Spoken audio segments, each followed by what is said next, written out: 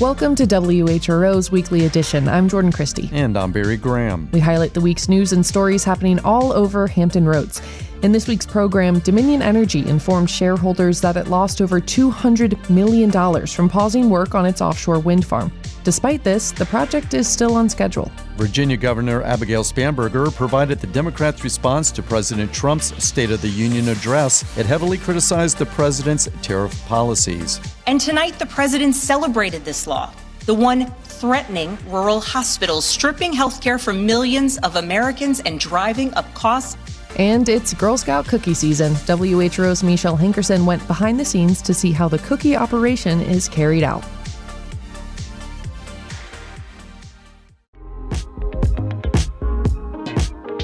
It's WHRO's Weekly Edition. One of the few resources for free medical care in Portsmouth opened 2 years ago. WHRO's I-Ching Wang reports that now it's in a struggle for survival. Diana Byers founded ETSI Health Clinic to provide HIV testing, treatment, and prevention in Portsmouth, which faces high rates of HIV and syphilis. The clinic serves roughly 120 patients, but she says funding gaps forced her to cut staff in half and pay more than $100,000 out of pocket to keep the doors open. The impact is to make Portsmouth healthier, and to provide a service to the city of Portsmouth that Portsmouth don't have. Bayer says she's reached out to city leaders for help, but has not secured funding. The mayor's office said in a statement the city funds groups through an established application and review process. But Bayer learned this week the state approved $50,000 for the clinic over the next 2 years. I-Ching Wang, WHRO News. Williamsburg city manager stepped down on Wednesday. WHRO's Nick McNamara details the city's next steps. Andrew Trivett was with the city for 10 years, including 7.5 as Williamsburg's chief administrator. City Council accepted his resignation in a special meeting on Wednesday. In a statement, communications staff said the resignation is a personnel matter and that no further details will be provided. Mayor Doug Pons did not immediately respond for comment. Deputy City Manager Mechelle DeWitt will serve as interim city manager in Trivett's stead. DeWitt has been with Williamsburg for more than 20 years. She was the city's first economic development director starting in 2005. She became assistant city manager in 2021 and Trivett's deputy in December. Nick McNamara, WHRO News. Dominion Energy told shareholders this week that it lost more than $200 million from pausing work on its offshore wind farm. But WHRO's Catherine Hafner reports the project is still on schedule. Dominion restarted construction on the $11 billion Virginia Beach project last month, after a judge found the Trump administration did not explain how the wind turbines would threaten national security. The nearly month-long pause cost Dominion $228 million. That's on top of another $137 million from tariffs. Virginia households currently pay about $11 for the wind farm on their monthly energy bills, and that will fluctuate over the next few years. But customers are legally shielded from any future increases to the project cost. Eventually, households will stop paying for the project and instead get a small monthly credit. Dominion says it's about 70% done building the offshore wind farm, which will be the nation's largest. It should start sending power to the grid around late March. Catherine Hafner, WHRO News. Members of the Virginia General Assembly are debating how much liquor restaurants are allowed to serve. Michael Pope reports for partner station WVTF. Virginia does not have bars. It has restaurants, and that's because of a state law that sets expectations for restaurants. At least 45% of their annual sales must be from food. Senator Elizabeth Bennett Parker is a Democrat from Alexandria who says that math isn't mathing anymore. And that's why she has a bill that would let some restaurants reduce their food sales ratio to 30%. For example, at a small restaurant specializing in craft cocktails in my district, if someone ordered two $20 cocktails and a $25 burger, that order would not meet the ratio. Similarly, a $5 pour of bourbon compared to a higher-end $20 or $50 pour of bourbon is the same amount of alcohol, but puts a restaurant in a very different place. One restaurant owner she heard from was former delegate Rob Krupika, who owned a small restaurant that sold trendy and expensive craft cocktails. He says restaurants end up charging more money for food just to meet the regulatory requirements. you may be jacking up the price of your food to offset the alcohol costs, or or vice versa. Like you're manipulating your pricing because you're trying to kind of make those numbers work. This takes some of that pressure off. So restaurants aren't having to kind of look at, well, I got to sell my food for a little bit more money in order to hit my alcohol ratios. Now that Bennett Parker's bill has passed the House and the Senate, it's on its way to the governor's desk. Reporting from the Capitol in Richmond, I'm Michael Pope. Governor Abigail Spanberger met with union members at the Capitol in a surprise event Wednesday. WVTF's Brad Kuttner was there for a brief interaction and has this update on the legislative effort to expand collective bargaining rights in the state. A chilly breeze blew as Governor Spanberger walked up and addressed the dozens of SEIU home healthcare workers union members set to lobby their elected officials Wednesday. I am incredibly committed to continuing to work with the SEIU team to make sure that the conversations we have had for years and years and years about ensuring that you all have a voice together is one that we are actually able to deliver on here in Richmond. The fight over collective bargaining in Virginia is ongoing at the legislature, where competing efforts offer different protections. Both chambers are focused on public employees, but there are differences. In the House, campus workers are reportedly left out. In the Senate, home health care workers are left out. For Senate Majority Leader and Fairfax Senator Scott Ceraville, who spent time in college at James Madison University working in the cafeteria, his interest is a bit personal. A lot of students got to work to pay their way through college. And I think it's important that students have representation on a college campus just like other government workers do. As for home healthcare workers, Ceraville said a new state authority was needed to make them state employees and not step on collective bargaining rights in the private sector. He said they wanted to include them, but it could take time. As for SEIU, Julia Newton, the group's political coordinator, is hopeful Spanberger's support will make sure no one is left out. We want collective bargaining for all people. We don't want any carve-outs at all. Both chambers' bills are still working through the process and are likely to be conformed before heading to Spanberger's desk in the coming weeks. Who's covered remains to be seen. In Richmond, I'm Brad Kuttner. Virginia Governor Abigail Spanberger delivered the Democrats' response to President Donald Trump's State of the Union address. From the historic House of Burgesses in Colonial Williamsburg, Spanberger spoke about President Trump's first year in office and the impact of his policies related to affordability. Rural health clinics in Virginia and across the country are already closing their doors thanks to the so-called One Big Beautiful Bill, championed by the president and Republicans in Congress. And tonight, the president celebrated this law, the one threatening rural hospitals, stripping health care from millions of Americans and driving up costs in energy and housing, all while cutting food programs for hungry kids. Governor Spanberger also criticized the president's tariff policies, calling them a, quote, massive tax hike.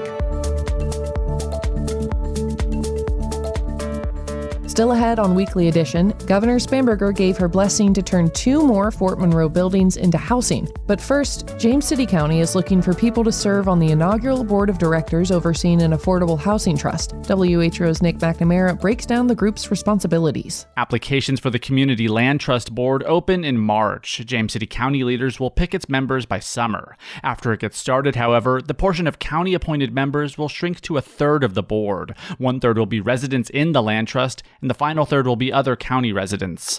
The trust separates ownership of a home from the land it's on to lower the cost of home ownership. It comes as home prices are surging in James City County. Property values grew by nearly 12% on average, and median home sale prices at the end of 2025 surpassed $500,000, according to the Williamsburg Area Association of Realtors. Nick McNamara, WHRO News. Among the demands Democrats have made to end the partial federal government shutdown is that immigration agents start dressing more like law enforcement. As Jay Price reports for the American Homefront Project, immigration operations now often have a paramilitary look. It's a question people have had for months as they watched masked ICE and Border Patrol agents. Why are they decked out like that? The body armor, helmets, camouflage clothing. Camouflage obviously not designed for concealment on the streets of Minneapolis or in a home improvement store parking lot. It's not your friendly neighborhood cop walking the beat, right? It looks like they're dressed for an invasion. It looks like they are dressed for an occupation. Charles McFarlane is a costume historian and journalist. He writes a Substack called Combat Threads that focuses on the intersection of pop culture and the military. He says ICE's get-up isn't strictly about efficiently rounding up undocumented immigrants. When you start to see uniforms less as completely utilitarian and more as trying to send messages both to an in-group and an out-group, it kind of unlocks a lot of things for people. He says one thing their outfits are trying to convey is a sense of competence. Even though some agents trained only a few weeks, they're trying to look like the military's elite special operations troops. And he says another goal is to instill fear. There is a kind of like menacing quality. You know, they're wearing body armor that's making them like 1.5 times bigger than they actually are. Like you're starting to actually break up your shape to like not even look like a human being anymore. Immigrations and Customs Enforcement, or ICE, didn't respond to queries about the uniforms and gear. Neither did Border Patrol or their parent agency, the Department of Homeland Security. I'd be interested, with the guys in the Special Forces community of like what they think of this gear being worn in this way. Mr. McFarlane, meet Dan Barkoff, former Navy SEAL and Afghanistan combat vet. When I was 10 years old, I had a Patriots jersey, right? It's like, look at me, I'm a big leaguer now. I don't think you need to look like you're Delta Force to arrest someone. He says one sign the federal agents are at some level role-playing is the mismatch between their outfits and what they're doing. Those guys are dressed like they're going on a CQB mission. CQB is close quarters battle, high-intensity fighting, often indoors. They are not dressed even like they're doing a foot patrol. They're not dressed for land warfare. They're dressed for going into a house and shooting someone. Many are wearing vests with heavy plates that can stop rifle bullets, but make it hard to chase someone. It doesn't make any sense, right? Like you want to go and round up a bunch of Nicaraguan day laborers, right?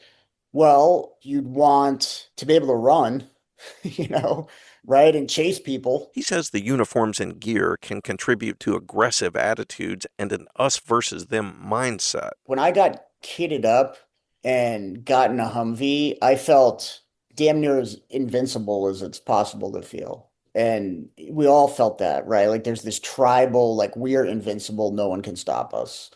Which, again, is useful in a combat environment. It's not useful in a policing environment. Meanwhile, others who typically wear military uniforms are taking steps to prevent being mistaken for immigration agents. When the Minnesota National Guard was activated to support local law enforcement, they wore brightly colored reflective vests. Simon Schaefer, a deputy state adjutant general, says the vests are both for safety in traffic and to distinguish the National Guard from other agencies. We are representing the communities that we live in, that we work in.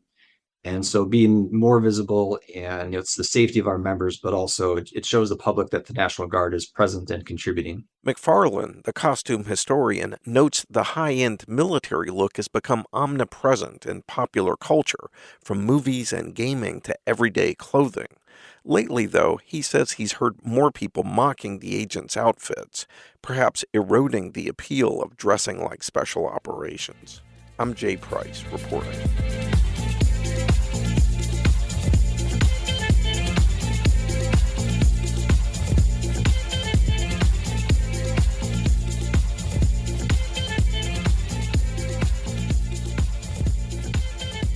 Supporters of Norfolk-based sailor Angelina Resendez are calling for an independent investigation ahead of the Navy criminal trial related to her death. WHRO military reporter Steve Walsh brings us the latest.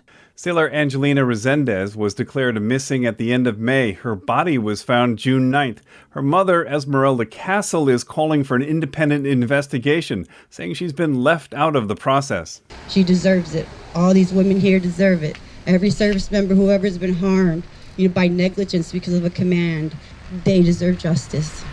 Sailor Jeremiah Copeland faces murder charges. Speaking near the gates of Naval Station Norfolk, where both sailors were assigned, the League of United Latin American Citizens called on lawmakers to create an independent panel to investigate. A recent report says the services lack a uniform plan for finding missing troops. Steve Walsh, WHRO News. Scientists at the University of Virginia have come up with a small handheld device that could be a big help to farmers and gardeners around the world. VPR's Sandy Hausman reports on the System for Terrestrial and Ecological Land Life Analysis, or STELA. Manuel Lerdow is a professor in the Department of Environmental Sciences at UVA. His childhood friend, Paul Morrell, is employed by NASA, and together they've come up with a new way for people to track the health of plants on Earth. All plants, in order to do photosynthesis, which is how they get their food, have a molecule inside them called chlorophyll. Chlorophyll absorbs blue and red light, and it reflects green light. That's why leaves are green. This technology shows various shades of green, indicating how well plants are doing. It's known as the System for Terrestrial and Ecological Land Life Analysis, or STELA. The device contains a microprocessor, like what's found in a smartphone, along with sensors that detect changes in plants even before we can see them. Using this information, farmers growing crops in very dry areas can be more precise in their use of water. Land managers out in the desert Southwest, they want to know exactly when they should water their crops. So by using STELA, they can actually detect when the plant is beginning to dry out before it starts to wilt. By the time it wilts, it could be too late. But if you water it all the time, you're using far more water than you need. The device can also help home gardeners and foresters to detect the impact of pollution on plants. Plants are being affected by air pollution before we can actually see the visible effects on the leaves. As the leaf gets less healthy, for example, let's say it gets droughted or ozone pollution, its photosynthetic rate goes down and the reflection of the leaf changes. A STELA unit is simple and inexpensive enough that many people can make it themselves. Everything is freely available. How to build it, how to buy the components, and all of the software. Anyone who has $200, that person can now have an instrument equivalent to what NASA is flying in space. And Lerdow says these little sensors could be launched in big numbers on so-called CubeSats. They're essentially satellites roughly the size of a bread box. Say you're going to restock the International Space Station, you could put 30, 40, 50, 100 STELA instruments in low Earth orbit making measurements simultaneously. There is a group at the University of Toledo planning to launch STELA on a CubeSat to test this idea. My fingers and toes are all crossed, hoping that they succeed. Already, he adds, many kids are using STELA. By putting scientific instruments into the hands of students, especially at the high school, junior high level, they get the experience of doing science, not just reading about it. Sensing technology is improving, and Paul Morrell is hoping to upgrade the system by designing a unit that will work underwater. So you can measure what's going on in marshes, in oceans, in rivers. Lerdow, Morrell, and another NASA colleague, Michael Taylor, also plan to launch a website where STELA users can report data and raise new questions for this new device to help scientists understand more about the plants that sustain humanity around the world. In Charlottesville, I'm Sandy Hausman.